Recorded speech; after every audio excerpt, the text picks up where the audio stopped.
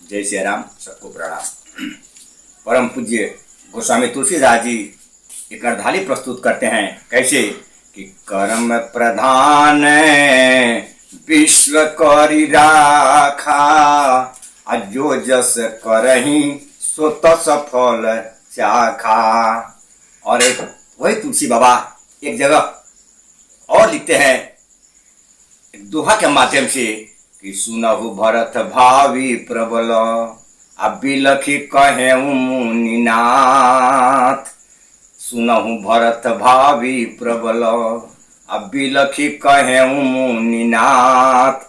कि हानि लाभ जीवन मरण, जस अपजस विधि हाथ। कितना सुंदर बात लिखते हैं कि होनी प्रबल है, कर्म की भी प्रधानता है लेकिन होनी प्रबल है। देखिए, मैं इसी बात को आप लोगों के सामने प्रस्तुत कर रहा हूं, ध्यान देकर सुने। कि माता सीता के रखवाले दो थे जंगल में। माँ सीता के रखवाले भगवान श्री राम और लखन लाल जी, दो आदमी थे। लेकिन जिस समय सीता हरण हुआ उस समय कोई नहीं। सीता माता के रखवाले राम लक्ष्मण दो व्यक्ति थे, लेकिन जिस समय सीता हरण हुआ उस समय कोई नहीं। इतना ही नहीं, द्रौपदी के 5 पांडव थे। द्रौपदी के 5 पति थे, 5 पांडव थे, लेकिन जब चीर हरण हुआ उस समय कोई नहीं। अरे सब कोई था, लेकिन जब कोई कुछ कर नहीं सका तो कोई नहीं ही कहा जाएगा। इसलिए द्रौपदी के 5 पांडव रहते हुए चीर हरण हुआ तो कोई नहीं। और राजा दशरथ के 4 पुत्र थे। राजा दशरथ के 4 पुत्र थे, लेकिन जिस समय प्राण निकला उस समय कोई नहीं। रावण भी बहुत शक्तिशाली था। रावण भी बहुत शक्तिशाली था। आग, हवा, पानी सब उसके बस में थे, लेकिन जिस समय लंका जली उस समय कोई नहीं, कोई शक्ति काम नहीं आया। इतना ही नहीं बंधुओं, अभिमन्यु जो थे अर्जुन के दुलारे पुत्र थे।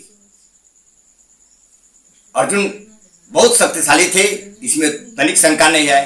लेकिन अर्जुन राज दुलारे थे, अर्जुन के पुत्र थे, लेकिन जिसमें चक्रव्यूह के लड़ाई में मारे गए उस समय कोई नहीं। इतना ही नहीं बंधुओं, भगवान शंकर त्रिलोक के मालिक, कामदेव को भस्म करने वाले, लेकिन जिस समय सती का दहन हुआ उस समय कोई नहीं। गणेश महाराज, प्रथम पूज्य गणेश जी महाराज, शंकर भगवान मां पार्वती के पुत्र, लेकिन जिस समय गणेश जी का सिर छेदन हुआ, सिर कटा, उस समय कोई नहीं। हमको कहने का मतलब यह है कि तुलसी बाबा लिखे हैं कि सुनहु भरत भावी प्रबल, बिलखी कहे मुनिनाथ। हानि लाभ जीवन मरण, जस अपजस विधि हाथ। इस सब कर्म की प्रधानता के बाद भी होनी प्रबल है। इसीलिए मैं ये सब प्रमाण देकर आप लोगों को बताया कि होनहार प्रबल है, उसके आगे सबको झुकना पड़ता है। बस बंधुओं, यही बात बता करके मैं अपनी वाणी को विराम देता हूं। जय श्री राम।